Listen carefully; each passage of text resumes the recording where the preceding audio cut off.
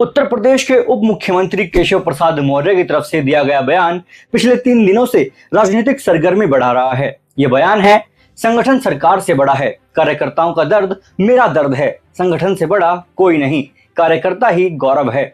भाजपा प्रदेश कार्य समिति की बैठक के दौरान केशव ने ये बात कही तो लखनऊ से लेकर दिल्ली तक राजनीतिक बैठक तेज हो गई। हालांकि दिल्ली तलब होने के बाद भी उन्होंने स्पष्ट किया कि वो अपनी बात पर कायम हैं।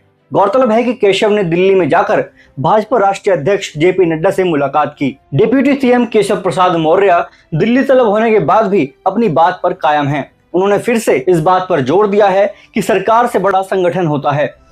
मैं सदा कहता था और आज इस प्रदेश कार्य समिति में मैं संगठन के वरिष्ठता हमारे देश के और प्रदेश के नेतृत्व के सामने कह रहा हूं, संगठन सरकार से बड़ा है।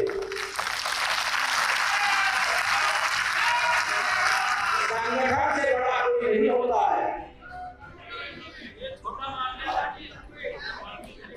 संगठन सरकार से बड़ा है, बड़ा था, बड़ा रहेगा।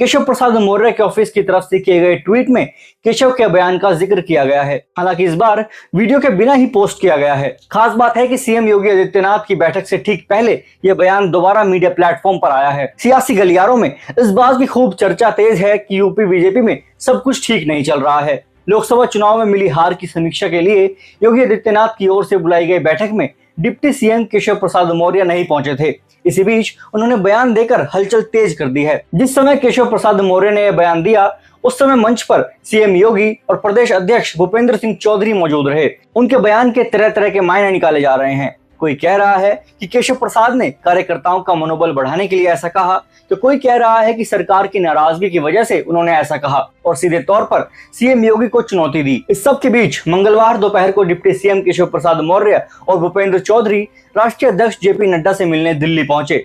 शाम को केशव प्रसाद मौर्य ने जेपी नड्डा से मुलाकात की। दोनों के बीच काफी देर तक चर्चा होती रही। उनकी मुलाकात के बीच यूपी सरकार में सब कुछ ठीक नहीं होने की चर्चा तेज हो गई। 2017 में हुए विधानसभा चुनाव के दौरान केशव प्रसाद मौर्य अध्यक्ष थे। उनके नेतृत्व में बीजेपी ने पूर्ण बहुमत की सरकार बनाई।